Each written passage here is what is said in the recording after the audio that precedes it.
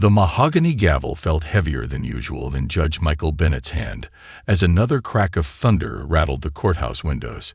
He massaged his temples, the dull throb of an impending migraine matching the rhythm of rain pelting against 19th-century glass.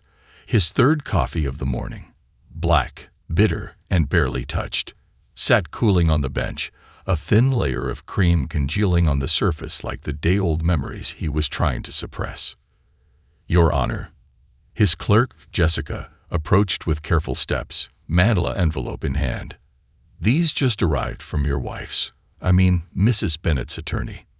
Michael waved her away, the gold band on his left hand catching the fluorescent light. He'd have to remember to take that off soon. The divorce papers remained unopened in his briefcase, tucked beneath the bench like the emotional wreckage he was determined to ignore.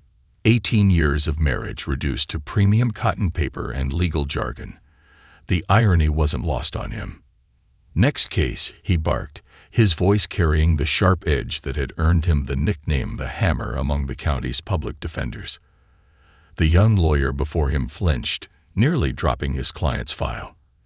In the gallery, a handful of waiting citizens shifted uncomfortably in their seats, the wooden benches creaking beneath them like a Greek chorus of disapproval. Another crash of thunder, and the lights flickered. Perfect. Just perfect. "Your Honor, if we could request a brief recess until the power stabilizes." The public defender's voice quivered slightly. Bennett recognized him. Fresh out of law school, probably still paying off student loans, desperate to make a good impression. Denied. Bennett's response cut through the courtroom like a blade. "The people of this county don't get to pause justice because of a little rain, counselor. Proceed." As the nervous attorney fumbled through his presentation, Bennett's mind wandered to the framed photo he'd turned face down on his desk that morning. Sarah, his soon-to-be ex-wife, smiling on their vacation in Maui last year, who takes a dream vacation with their husband while secretly planning to leave him for a yoga instructor named Chad. The betrayal burned worse than the coffee scorching his throat. His old mentor's words echoed in his memory. A judge's personal turmoil should never spill onto the scales of justice. Professor Washington had drilled that into them during their first year of law school. She'd been right about so many things: the way implicit bias could corrupt judgment, how personal pain could manifest as judicial overreach. But today, those wise teachings felt like distant theory, disconnected from the reality of his crumbling personal life. 6 months probation and maximum fines, Bennett pronounced, barely registering the gasp from the defendant's family, or the public defender's stammered objection. The charge had been minor, something about parking violations and an expired meter. But today, every infraction felt personal. Every rule breaker became Sarah, every offense a reflection of his own failures. Jessica appeared again, this time with a stack of case files for the morning docket. Traffic violations, mostly, with a few small claims mixed in. Simple cases that should have been routine. But as Bennett flipped through them, each manila folder felt like it contained not just papers, but judgments on his own life choices. "Your Honor?" Jessica's voice was softer now, concerned. "The next case is ready, but maybe we should take that recess." Bennett straightened his robes, adjusting the collar that suddenly felt too tight. "I said no recess." His fingers found the divorce papers in his briefcase, tracing their edges through the leather. "The law doesn't stop for personal problems, Jessica. That's what makes it the law." The irony of his words hit him like a physical force. Hadn't Professor Washington once made him write a paper on judicial objectivity? Something about justice wearing no blindfold when prejudice holds the gavel. He'd gotten an A on that paper, proud of his passionate argument for unbiased judgment. Now, 20 years later, here he sat, letting his personal storm cloud rain down on everyone in his courtroom. "Next case," he called out, drowning another rumble of thunder. The gallery doors opened, letting in a gust of rain-scented air and his next defendant. Bennett didn't look up, focused instead on taking another sip of his now cold coffee. He couldn't have known that the next person to approach his bench would shatter his carefully constructed walls of authority and force him to confront not just his present failures, but the very principles he'd abandoned along the way. The morning storm was about to become the least of Judge Michael Bennett's problems. Dr. Eleanor Washington's heels clicked purposefully against the rain-slicked marble steps of the courthouse, each step measured and deliberate despite the downpour. Her designer briefcase, a gift from last year's graduating class, held above her head, offered minimal protection, but she refused to run. In 30 years of teaching law, she'd never run from a challenge, and she wasn't about to start because of a little rain. The parking ticket crinkled in her Hermes coat pocket, a seemingly trivial matter that had sparked her determination. Yesterday's offer from Harvard Law still weighed on her mind, the position of dean, the first black woman to hold the title in the school's storied history, the prestigious corner office, the substantial salary increase, the chance to reshape one of the nation's most elite institutions. Dean Roberts' words still rang in her ears. "Eleanor, you could change everything." But change, she'd learned, rarely came from the top down. "Professor Washington," a voice called out through the rain. Monica Chen, one of her former students, now an ADA, hurried down the courthouse steps, holding an umbrella. "Let me help you with that." Eleanor smiled but shook her head. "I appreciate it, Monica, but I can manage. How's that housing discrimination case coming along?" "We won." Monica beamed, falling into step beside her mentor. "Used that precedent you suggested from the '89 Baker case. The judge didn't see it coming." "They never do," Eleanor replied, a knowing glint in her eye. Sometimes the most powerful weapon in a courtroom is simply being more prepared than anyone expects you to be. Inside the courthouse, Eleanor took a moment to assess her appearance in the marble-walled reflection. Her silver-streaked hair remained immaculate despite the weather, wrapped in its signature crown of braids. The Harvard offer letter, folded neatly in her briefcase, had called her a transformative figure in legal education. But true transformation, she believed, happened in moments like these, in traffic courts and small claims sessions where justice either worked for everyone or worked for no one. "Professor Washington."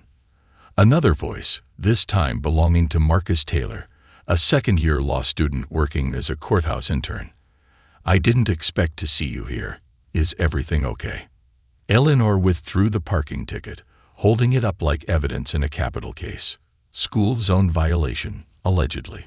Though I suspect this has more to do with profile than parking." Marcus's eyes widened. "But you're never wrong about the law." "That's exactly the point, Marcus." She straightened her charcoal gray suit jacket. "Channel, another gift, this time from her sister. Sometimes we need to remind the system that justice isn't just for those who teach it." Two young law students sitting in the corridor nearly dropped their phones when they spotted her. Eleanor recognized them from her constitutional law seminar. Sarah Patel and James Wilson, bright kids with a popular social justice blog. They were already whispering, probably wondering why their renowned professor was heading toward traffic court. Eleanor checked her watch, a vintage Cartier that had belonged to her mother, one of the first black female lawyers in Georgia. The irony of timing wasn't lost on her. Exactly 50 years ago, her mother had challenged a similar ticket in a small courthouse in Atlanta. Back then, they hadn't even let her speak. "Professor," Sarah called out, her phone discreetly recording, "are you here for a case?" "I'm here," Eleanor replied, her voice carrying the same commanding tone that had shaped generations of legal minds. "To ensure that justice isn't just a theory we teach in classrooms." As she approached the courtroom doors, Eleanor thought about all her former students now serving on benches across the country. She'd shaped their understanding of justice, challenged their biases, forced them to confront the gap between law and equity. Some had gone on to make real change. Others, well, power had a way of making people forget their principles. The courtroom doors opened, releasing a burst of heated air and the sound of a judge's sharp reprimand. Eleanor straightened her spine, feeling the weight of both the parking ticket and the Harvard offer in her briefcase. One represented the persistent reality of bias in the justice system. The other, an escape from the front lines of that very fight. Little did she know, behind those doors sat one of her most promising former students, a young man whose passionate essays about judicial fairness had once brought tears to her eyes. And in the next few minutes, she would give him the most important lesson of his career, 20 years after he'd left her classroom. Court is in session. Called a voice from inside. Dr. Eleanor Washington squared her shoulders and pushed open the doors, ready to turn a simple traffic hearing into a masterclass in justice. The courtroom air felt thick with tension, heavy like the storm clouds still gathering outside. Every creak of the old wooden gallery benches, every whispered conversation, every shuffle of papers seemed amplified in the charged atmosphere. Dr. Eleanor Washington sat in the third row, her presence already sending ripples through the morning assembly. Sarah Patel and James Wilson, the law students, had positioned themselves strategically in the corner, their phones discreetly recording what they thought would be just another example of bias in the justice system. They couldn't have known they were about to capture a moment that would reshape their understanding of legal education entirely. Pay the fine or spend the weekend in jail. Judge Bennett's voice cracked like lightning through the courtroom. A teenage boy, no more than 17, stood trembling before the bench. His crime: crossing the street outside the designated crosswalk to help an elderly woman with her groceries. "But, Your Honor," the boy's voice quivered. "I was just trying to." $400. Bennett cut him off, the gavel falling with decisive finality. "Next time, use the crosswalk. Your good intentions don't exempt you from the law." Dr. Washington's expression remained neutral, but her right eyebrow arched slightly, a gesture her students had learned to recognize as the precursor to a thunderstorm of legal wisdom.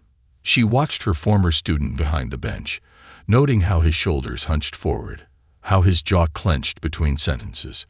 The signs of personal turmoil were clear to her trained eye. "Professor," Sarah whispered, sliding into the seat beside her, "that's the third excessive fine this morning. He's not even letting them explain their circumstances." "Watch closely," Dr. Washington replied, her voice low but carrying the weight of decades of experience. Sometimes the most important lessons about justice come from witnessing its absence. The gallery had grown more crowded as word spread of Dr. Washington's presence. Junior clerks found excuses to deliver papers they could have sent digitally. A pair of public defenders lingered after their cases, ostensibly reviewing documents but stealing glances at their former professor. Even the court reporter sat straighter, her fingers hovering over the stenotype with unusual anticipation. "All rise." The bailiff called out as Bennett returned from a brief recess. Dr. Washington noticed the coffee stain on his robe, the slight tremor in his hand as he adjusted his papers. She'd seen that look before, the mask of authority barely concealing personal chaos. "Next case," Bennett barked, still not looking up. "School zone parking violation, citation number 47,892. Dr. Washington rose with the same graceful authority she'd exhibited in countless lectures and courtrooms. The gallery's whispers crescendoed. A young intern dropped his entire stack of files, papers scattering across the floor like autumn leaves. "Dr. Eleanor Washington, Your Honor," she announced, her voice carrying the perfect blend of respect for the court and unwavering self-assurance. "Contesting citation 47,892. Bennett's pen stopped mid-signature, but his eyes remained fixed on his papers. Behind him, Jessica, his clerk, inhaled sharply. She'd attended one of Dr. Washington's guest lectures at Georgetown last year and recognized the voice immediately. "The court's time is valuable, Dr. Washington." Bennett spoke to his papers. "The fine is clearly stated on your citation. If you're here to argue—" "I'm here, Your Honor," she interrupted with practiced precision, "because justice requires more than a cursory glance." The gallery held its collective breath. Sarah's phone trembled slightly as she recorded, her other hand clutching James's arm. They'd seen Professor Washington demolish weak legal arguments in class, but this This was different. "Proceed," Bennett muttered, reaching for his coffee cup, still not looking up. "You have 2 minutes." Dr. Washington opened her briefcase with deliberate slowness, the sound echoing in the hushed courtroom. She withdrew not just the ticket and her evidence, but also a leather-bound journal that made several former students gasp in recognition. "Before I address the citation, Your Honor," she began, her voice taking on the tone that had preceded many of her most memorable lessons, "I'd like to quote from a paper written 20 years ago about the importance of eye contact in judicial proceedings. The author argued, quite persuasively, that a judge who refuses to look at those before them has already committed their first act of injustice." Bennett's hand froze halfway to his coffee cup. The first flicker of recognition crossed his face, though he fought to suppress it. In the gallery, Sarah and James exchanged wide-eyed looks as they realized they were recording something far more significant than a simple traffic court proceeding. The stage was set. The players were in position, and Dr. Eleanor Washington was about to remind one of her most promising students of his very first lesson about justice. "Next, KAC." The words exploded from Judge Bennett's lips with such force that his coffee cup rattled against the bench. Dr. Washington approached the podium with measured steps, each click of her heels against the hardwood floor echoing like a metronome counting down to an inevitable collision. Sarah's phone shook slightly as she zoomed in on the scene. Next to her, James whispered, "Is she really going to?" "Shay," Sarah cut him off. "This is going straight to our Justice in America series." Bennett shuffled through his papers with aggressive disinterest, his wedding ring catching the fluorescent light as he finally picked up Dr. Washington's citation. The gallery watched him skim the document, his jaw working overtime on what remained of his morning coffee. "School zone violation, 8:45 a.m. Lincoln Avenue," he read mechanically.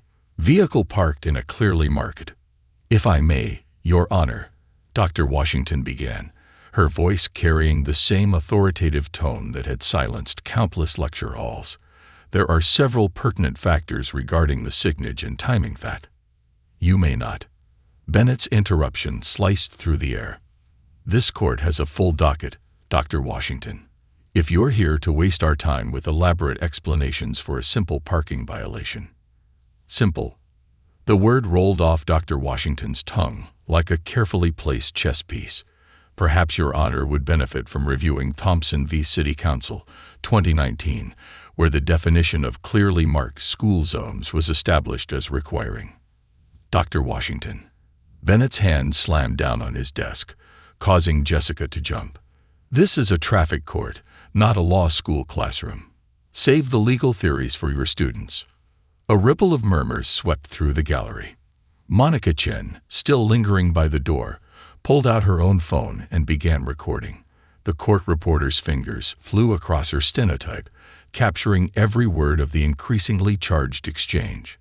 $500, Bennett declared, reaching for his gavel. "Maximum fine. Let this serve as an example off."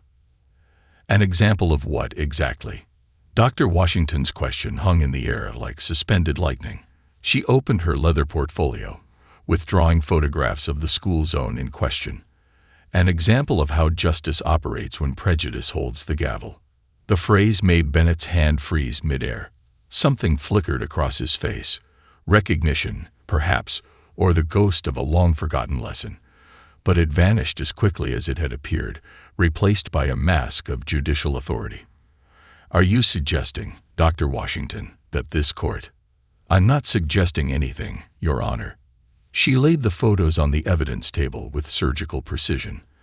"I'm merely quoting from a rather passionate paper written in my constitutional law class, spring semester, 2003.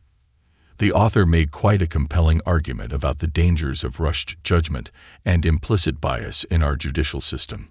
The gallery had grown so quiet you could hear the storm still raging outside. Sarah and James exchanged glances, their phones still recording. They'd never seen Professor Washington quite like this, not teaching, not lecturing, but wielding the law like a master swordsman. "This court," Bennett's voice had taken on a dangerous edge, "does not require a lecture on—" The court requires exactly that, Dr. Washington interrupted, her voice carrying decades of authority. When a judge refuses to examine evidence, refuses to hear testimony, refuses to even look at the defendant before passing judgment, then this court requires more than a lecture. It requires a reminder. Bennett's face had begun to redden. Jessica, his clerk, was frantically flipping through old case files, perhaps searching for precedent on how to handle a traffic court turning into a constitutional law seminar. Dr. Washington, one more word and I'll hold you in contempt. You already have. The words fell like hammer blows in the silent courtroom, but not of court, of everything you once claimed to believe in, everything you once wrote about, everything you once promised to uphold. She reached into her briefcase one final time, withdrawing a yellowed paper that made Bennett's face drain of all color. Even from the gallery, Sarah could make out the red A+ marked at the top, and a much younger Michael Bennett's name printed beneath it. Now, Your Honor, Dr. Washington's voice softened just slightly. Would you like to hear my explanation about the school zone violation? Or shall we continue discussing your thesis on the fundamental rights of due process in traffic court proceedings? The gavel slipped from Bennett's fingers, clattering against the bench like a dropped mic. For the first time that morning, he looked, really looked, at the woman standing before him. And in that moment, 20 years of carefully constructed judicial authority began to crumble. Time seemed to freeze in courtroom 3B. The fluorescent lights buzzed overhead like trapped insects, and somewhere in the building's ancient heating system, a pipe groaned. Judge Michael Bennett stared at his former professor as 2 decades of memories crashed over him like a tidal wave. Spring semester 2003. A younger Michael Bennett, sleep-deprived and caffeinated, passionately defending his thesis in Professor Washington's office. Your Honor, Dr. Washington's voice pulled him back to the present. She held his old paper like a mirror to his soul, its yellowed edges crisp against her burgundy blazer. Shall I read from page 6? Your analysis of bias in traffic court proceedings was particularly illuminating. Bennett's coffee cup slipped from his grasp, shattering against the hardwood floor. The dark liquid spread like a Rorschach test beneath his bench, but he didn't move to clean it up. His eyes remained locked on the paper in Dr. Washington's hands. That paper, he managed, his voice barely above a whisper. You kept it all these years. I keep all the papers that matter, Michael. The use of his first name sent another ripple through the gallery. The ones that promised to shape the future of justice. The ones written by students who understand that every courtroom, no matter how small, is a battlefield for equality. Sarah Patel's phone captured the exact moment recognition dawned on Judge Bennett's face. Later, when the video went viral, social media would analyze every micro-expression. The widening of his eyes, the slight parting of his lips, the way his left hand moved unconsciously to straighten his tie. A nervous habit Dr. Washington had once criticized during mock court. Professor Washington, he breathed, years of carefully constructed authority crumbling. I didn't. I should have. Justice wears no blindfold when prejudice holds the gavel, she quoted, her voice carrying to every corner of the now silent courtroom. Your words, Michael. Your passion. Your promise. The gallery watched, transfixed, as Judge Bennett, the hammer himself, seemed to physically deflate behind his bench. Jessica, his clerk, had stopped trying to clean up the spilled coffee, her eyes darting between her boss and the legendary professor who had apparently taught him. In your paper, Dr. Washington continued, each word measured and precise. You argued that traffic court often serves as the average citizen's first and sometimes only interaction with our justice system. You wrote, quite eloquently, I might add, that these moments shake public trust in legal institutions. A distant roll of thunder punctuated her words. James Wilson's hand trembled as he adjusted his phone's focus, knowing they were recording something extraordinary.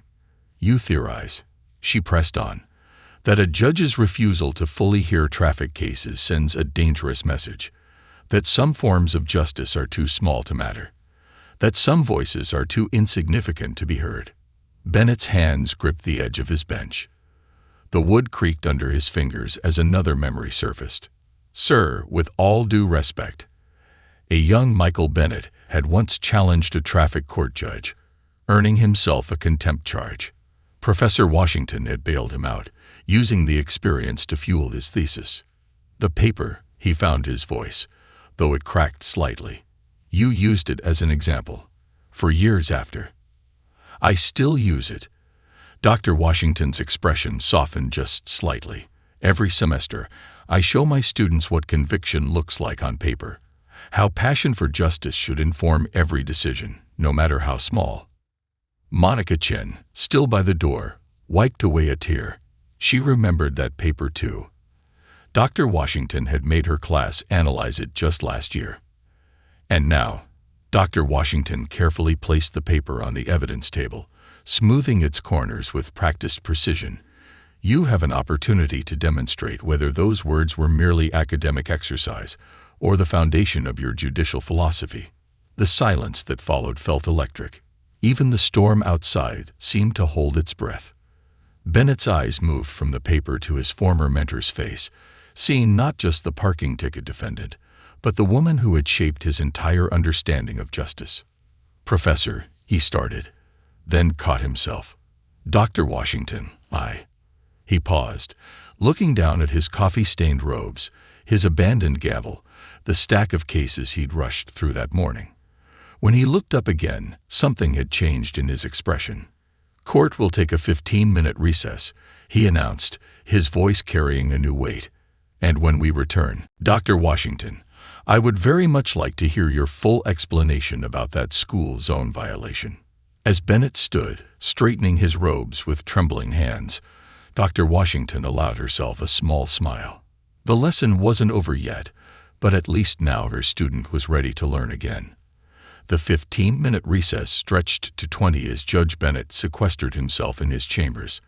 The leather-bound journal, his old constitutional law notebook, sat open on his desk like an accusation. His younger self's handwriting sprawled across the pages, full of passion and promise. Justice must be blind to status, but not to circumstance. Every case deserves full consideration. Personal bias is the enemy of equal justice. A knock at the door pulled him from his self-reflection. Come in, he called, his voice hoarse. Jessica entered, carrying a fresh robe. Sir, the gallery's packed now. Word spread through the courthouse about. She hesitated. About Professor Washington. Dr. Washington, he corrected automatically, a habit from his law school days that apparently hadn't died. How many? Standing room only. 3 news outlets have requested permission to record. And those law students' live stream already has 20,000 viewers. Bennett loosened his coffee-stained tie, remembering another tie from 20 years ago. The one Dr. Washington had straightened before his moot court competition, telling him, "Dress like the justice you wish to dispense." Sir, Jessica lingered at the door. The divorce papers, they're still. Not now, Jessica. Bennett stood, shrugging off his stained robe. Get me everything we have on school zone regulations, and find out who posted those signs on Lincoln Avenue. Back in the courtroom, Dr. Washington had transformed the prosecutor's table into a makeshift lecture podium. Her evidence was arranged with academic precision. Photographs, municipal codes, traffic studies. The gallery watched, mesmerized, as she highlighted key passages in the city ordinances, her red pen moving with surgical accuracy. Sarah and James had repositioned themselves for better angles, their phones capturing every detail. Their live-stream comments exploded with former students recognizing their professor's legendary preparation style. Professor Washington always said chance favors the prepared, Monica whispered to a colleague. Watch, she's about to give the greatest lesson of the semester. The bailiff's voice cut through the murmurs. All rise. Court is back in session. Bennett emerged in his fresh robes, the weight of 2 decades of expectations visible in his posture. He took his seat, adjusted his papers, and for the first time that day, looked directly at his former professor. Dr. Washington, his voice carried a new tone, not of authority, but of respect. Before you present your evidence, I believe I owe this court an apology. The gallery held its collective breath. Sarah's phone trembled slightly as she zoomed in. 20 years ago, Bennett continued, in that paper you've kept, I wrote about the cornerstone of justice being a fair and complete hearing. Today, I failed to live up to that standard. I let personal circumstances cloud my judgment, and in doing so, I betrayed not only my oath as a judge, but also every principle you taught me. Dr. Washington's expression remained neutral, but those who knew her well caught the slight softening around her eyes, the same look she gave students who finally grasped a difficult concept. Your Honor, she responded, her voice carrying decades of teaching experience.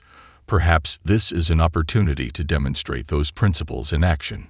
She withdrew a document from her briefcase, not the old paper this time, but something newer. I took the liberty of researching recent changes to Municipal Code 47.3 regarding school zone designations. The next 30 minutes transformed Courtroom 3B into a masterclass in legal procedure. Dr. Washington methodically dismantled the ticketing system, revealing inconsistencies in signage placement, timing discrepancies, and procedural oversights. Her presentation wasn't just a defense. It was a blueprint for systematic reform. Bennett found himself taking notes, just as he had 20 years ago in her classroom. Each point she made was annotated with relevant case law, each argument supported by meticulous documentation. The gallery watched in amazement as judge and defendant engaged in a sophisticated legal dialogue that transcended the simple traffic violation. Furthermore, Dr. Washington concluded, placing a final photograph on the evidence table, the school zone sign in question was installed 3 feet beyond the municipal boundary, rendering it technically unenforceable under Thompson v. City Council. She paused, allowing the significance to sink in. But this case isn't just about one sign or one ticket, is it, Judge Bennett? The use of his title, rather than his first name, was deliberate. She was acknowledging him not as a former student, but as a judicial officer capable of correcting course. Bennett looked down at his notes, then at the gallery full of phones recording every moment, and finally at his former mentor. In her steady gaze, he saw not just today's lesson, but every principle she'd ever taught him about justice, fairness, and the courage to admit when you're wrong. The next words he spoke would reshape not just this case, but his entire approach to justice. Before I render my decision, Judge Bennett began, his voice carrying a newfound humility, I'd like to address some broader issues Dr. Washington has brought to light. He removed his reading glasses, a gesture his former professor recognized from his student days. Michael Bennett was about to speak from the heart. The live stream counter on Sarah's phone ticked past 50,000 viewers. James adjusted his camera angle, capturing both the judge and Dr. Washington in the same frame. History was unfolding in real time. 20 years ago, Bennett continued, I wrote about the danger of what I called assembly line justice, the practice of rushing through cases as if quantity mattered more than quality. He glanced at his morning docket, the coffee stains now dried into accusatory patterns. Today, I became the very thing I once criticized. Dr. Washington remained silent, but her slight nod encouraged him to continue. It was the same nod she'd given him during his thesis defense, urging him toward deeper truth. Dr. Washington's traffic citation revealed more than inconsistent signage. Bennett's voice grew stronger. It exposed inconsistent justice. When I refused to hear her explanation, when I refused to even look at her, I violated the most fundamental principle of jurisprudence, the right to be heard. The court reporter's fingers flew across her stenotype, capturing every word. In the gallery, Monica Chen wiped away tears, remembering her own struggles with bias in the courtroom. But Professor Washington, Bennett smiled slightly at his unconscious slip into his old way of addressing her, did more than defend against a citation today. She defended the very integrity of this court. Her meticulous research. He held up the photographs of the misplaced school zone signs, revealed systemic issues that affect thousands of citizens. Dr. Washington opened her leather portfolio, withdrawing a document that made several city officials in the gallery shift uncomfortably in their seats. "Your Honor," she spoke with measured precision, "I took the liberty of preparing a proposed reform framework for the court's consideration. It addresses not just school zone signage, but the entire traffic court procedure." Bennett accepted the document, recognizing the familiar format. It was structured exactly like the action plans she'd made them create in advanced constitutional law. Some teaching habits never died. Dr. Washington's analysis reveals that in the past 6 months, Bennett addressed the gallery, his voice carrying to the furthest corners of the now-packed courtroom. Over 2,000 citations were issued in improperly marked school zones. Many of these defendants, unlike Dr. Washington, lacked the legal expertise to challenge their tickets. Sarah's livestream comments exploded. Viewers were already calling for a class action lawsuit. James zoomed in on Dr. Washington's face, capturing her subtle expression. This was about more than one ticket, more than one judge, more than one court. Therefore, Bennett straightened in his chair, judicial authority now tempered with wisdom. "I am taking 3 immediate actions. First, all pending school zone violations will be reviewed under the criteria Dr. Washington has presented. Second, I'm establishing a judicial review committee to examine and reform our traffic court procedures." He paused, looking directly at his former professor. "And third, I'm asking Dr. Washington to chair that committee." The gallery erupted in whispers. Dr. Washington's eyebrow arched slightly, her signature expression when presented with an unexpected but intriguing proposition. "That's a significant commitment, Your Honor," she responded, her voice carrying decades of experience. "Harvard Law recently offered me a position as dean." Bennett's face fell slightly, but Dr. Washington wasn't finished. "However," she continued, withdrawing the Harvard offer letter and deliberately placing it back in her briefcase, "some battles are too important to fight from an ivory tower. Real change happens in rooms like this, one case at a time." The tension in Bennett's shoulders visibly released. "Then I'll make it official. Court reporter, please note that in addition to dismissing Dr. Washington's citation, I'm initiating a comprehensive review of all traffic court procedures, effective immediately." He lifted his gavel, then paused. "And Dr. Washington, that A+ paper you kept all these years, I think it's time for an update. The real world has proved more complicated than my younger self imagined." "On the contrary, Judge Bennett," Dr. Washington's voice carried a warmth her students rarely heard, "I'd say you're finally living up to every word you wrote." She gathered her materials with characteristic precision. "Shall we begin the reform process tomorrow? Say, over coffee at the law school cafe? For old time's sake?" Bennett nodded, a genuine smile breaking through his judicial demeanor. "I believe I still owe you 20 years' worth of legal discussions, Professor." The gavel fell one final time, but this wasn't an ending. In courtroom 3B, justice hadn't just been served, it had been reborn. The evening sun painted long shadows across Georgetown Law's campus as Judge Bennett climbed the familiar steps of the Harold Washington Legal Library, named after Dr. Washington's father, he'd just learned. His divorce papers, finally signed, felt lighter in his briefcase than they had that morning. Sometimes, he realized, you had to lose something to gain perspective. Inside the cafe where he'd once spent countless hours studying, Dr. Washington was already seated at her usual corner table. 2 cups of coffee waited, one black, one with a splash of cream, just as he'd always taken it during their advisory sessions 2 decades ago. "Your memory for detail remains impeccable," he said, settling into the chair across from her.